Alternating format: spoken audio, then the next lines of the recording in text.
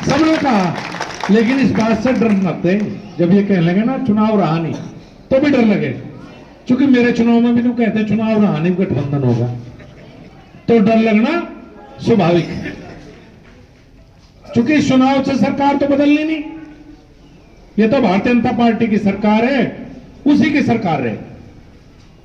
इस चुनाव से बदलेगा क्या? इस चुनाव से बदलेगी मुजफ्फरनगर जनपद की राजनीति।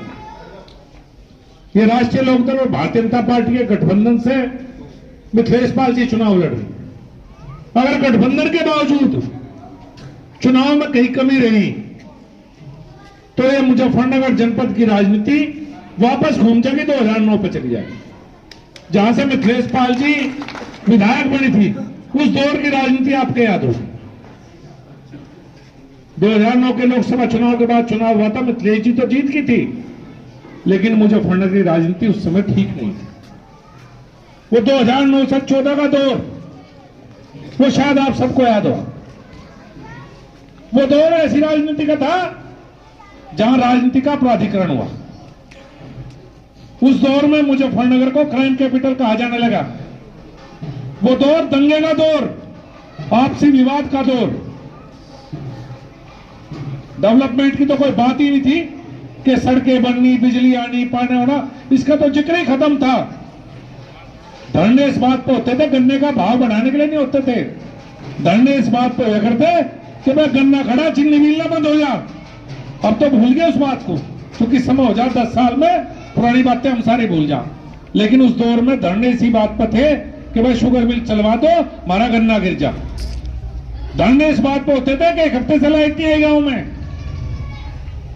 धरने इस बात पे होते थे कि 1 महीना हो गया ट्रांसफार्मर बदला नहीं गया, और चंदा होकर रिश्वत देने के बावजूद नहीं बदला जाता। ये उस दौर की राजनीति थी। 2014 के बाद राजनीति बदलाव आया, विकास की बात शुरू हुई, मोदी जी प्रधानमंत्री बने, नेशनल हाईवे होंगे, रेलवे के काम होंगे, बिजली में काम होंगे, 20-20 घंटे गांव को बिजली मिलेगी। 2017 में भारतीय जनता पार्टी की सरकार बनी तो बेहतर कानून व्यवस्था की बात होने लगी, अपराध मुक्त हो गया मुजफ्फरनगर। जहां खेत में जाने में डर लगा था, वहां लोगों ने घर बनाने शुरू कर दिए खेतों में। जहां जाते हुए भी हथियार लेके जाते थे, वहां घर बनने शुरू हो गए। 10 साल एक बेहतरीन दौर था मुजफ्फरनगर का, जहां विकास डेवलपमेंट भी हुआ और अच्छी कानून व्यवस्था भी थी। अब ये 2024 का चुनाव है, सर्व समाज मेरे भी साथ था, लेकिन वोट डालने नहीं गए। 50%, 55%। कुछ वोट डालने वाले आ गए हमारे बीच में, जो हमें जाति और धर्म के आधार पर बांटने लगे। कर्म के आधार पर वोट नहीं मिल सकती विपक्ष पार्टी को, क्योंकि कर्म तो उनके ही नहीं गए। सिर्फ वो तो जाति धर्म के नाम पे, जातियों के नाम पे हमारे अंदर वोट डलवाना और धर्म के आधार पर अपनी वोट लेना। एक तरफ आपके बीच में प्रत्याशी हैं, वो पहले भी इस गांव को जानती, अब भी आप बुलाओगे, आज भी आई हैं, चुनाव के बाद आप जिस दिन बुलाओगे गांव में भी आएंगे। आप मुजफ्फरनगर के घर जा सकते हैं, आप इनसे मिल सकते हैं। आप लखनऊ का कोई काम हो, या इस बहुत बड़ी डिमांड है क्षेत्र की कि शुगर मिल का दोहरीकरण हो, मिथिलेश जी लड़ेंगे लड़ाई, जिले में बात होगी तो जिले में अधिकारियों के साथ लड़ाई लड़ेंगे आपके हकों की। लेकिन इनके सामने जो चुनाव लड़ रहे वे किससे लड़ाई लड़ेंगे? वे किस बात के लिए चुनाव लड़ रहे? कोई एजेंडा नहीं है उनके चुनाव का, कोई भी एजेंडा उनके चुनाव का है नहीं कि किस लिए चुनाव लड़ना चाहते हैं। बस लखनऊ की ट्रेन में बैठा दो, इसलिए जाना चाहते ट्रेन में तो टिकट लेके बैठ जाओ, चुनाव जीतना को जरूरी है भाई। बैठो, लो टिकट, हम दवा देंगे, रिजर्वेशन करवा देंगे, बढ़िया खूब घूम खाओ लखनऊ। ट्रेन में बैठेगी, चुनाव जीतने की क्या जरूरत है? चुनाव तो काम करने के लिए जीता आता है, जनता की सेवा के लिए, क्षेत्र में विकास के लिए। तो प्रत्याशी, सर्व समाज के प्रत्याशी मिथिलेश पाल हमारे पास साथ है।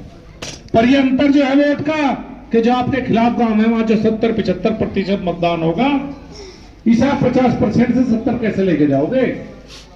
हमारे दक्षिण में कह दिया 100, हम तो 100 से भी कम में राजी है, 50 पर टिक जा, तो किस बात का अपनोगा? मैं गलत नहीं कह रहा भाई। मेरे चुनाव में ताऊ तो वोट गिर गया, ताई घर तो बाहर नहीं गई, सच्चाई है। मैं कड़वी सच्चाई, कड़वी बात बता रहा हूं आपको। और हम 6 महीने बाद क्या कहें, जब बुढ़ाने में कांड हो, जब कच्ची सड़क पर कांड हो, जब कलाउड़े में एक ब्राह्मण परिवार के साथ बदतमीजी हो, तो क्या कहें, वह बहुत बड़ी गलती होगी, मैं मार पीछे तो पुकार का कोई फायदा है ना। मिथिलेश जी को जिता दो, मुझे तो ऐसा लगेगा कि महाराजा चुनाव दोबारा जीत गया। बहुत बहुत धन्यवाद, बहुत बहुत आभार, बहुत बहुत धन्यवाद।